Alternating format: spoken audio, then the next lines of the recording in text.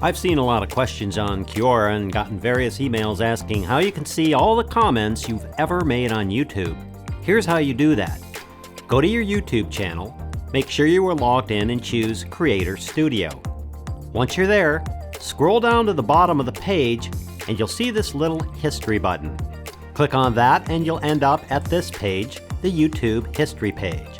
If you track these things, you can see your watch history, search history, community tab history, and live chat history.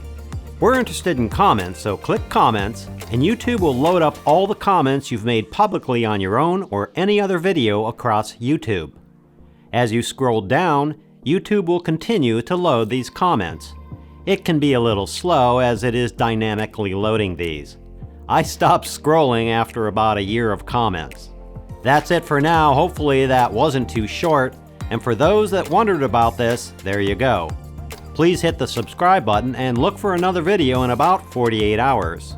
I'd appreciate it if you scrolled down and answered my question in the comments below. I'm basically asking how much content you want to see every week. And yep, I am going to ramp it up. I hope that helps. Thanks for watching, and we'll see you next time.